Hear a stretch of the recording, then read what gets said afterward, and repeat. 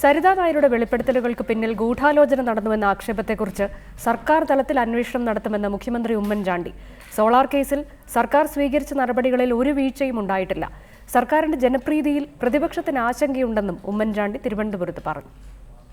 സോളാറിന്റെ പേരിൽ സർക്കാരിന്റെ പ്രവർത്തനങ്ങളിൽ അവസാന കാലത്ത് തടസ്സം സൃഷ്ടിക്കാൻ ശ്രമിച്ചാൽ ജനപിന്തുണ ഉണ്ടാകില്ലെന്ന് മന്ത്രിസഭാ യോഗത്തിന് ശേഷം മുഖ്യമന്ത്രി പറഞ്ഞു. സർക്കാരിന്റെ പ്രവർത്തനങ്ങൾക്ക് നല്ല ഫലം കിട്ടുന്നു. ഇത് പ്രതിപക്ഷത്തെ അസ്വസ്ഥരാക്കുകയാണെന്ന് മുഖ്യമന്ത്രി ആരോപിച്ചു. ഈ ഗവൺമെന്റ് കാര്യങ്ങൾ ചെയ്യുന്നു, അതിന് റിസൾട്ട് ഉണ്ടാകുന്നു. അതിനെ ജനങ്ങൾ രണ്ട് കൈയും നീട്ടി സ്വാഗതം ചെയ്യുന്നു.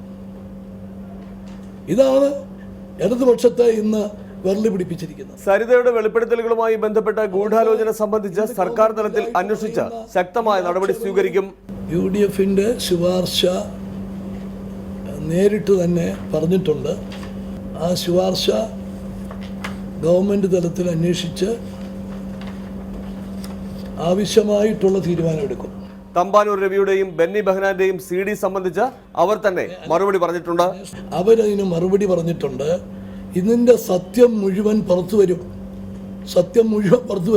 ഇതൊന്നും കേരളത്തിലൊന്നും മറച്ചു വെക്കാൻ ഒക്കത്തില്ല. തനിക്കെതിരെ സരിത പറഞ്ഞ കാര്യങ്ങൾ ശരിയാണെങ്കിൽ മുഖ്യമന്ത്രി സ്ഥാനത്തല്ല, പൊതുപ്രവർത്തന രംഗത്ത് പോലും തുടരാൻ താൻ അർഹനല്ല.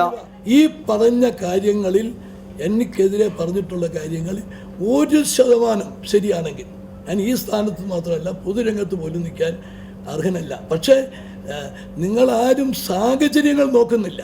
കുറ്റാരോപിതർ പറയുന്നതിനാണ് മാധ്യമങ്ങൾ പ്രാധാന്യം കൊടുക്കുന്നതെന്നും കേരളത്തിലെ ജനങ്ങൾ ഇത് തിരിച്ചറിയുമെന്നും മുഖ്യമന്ത്രി പറഞ്ഞു.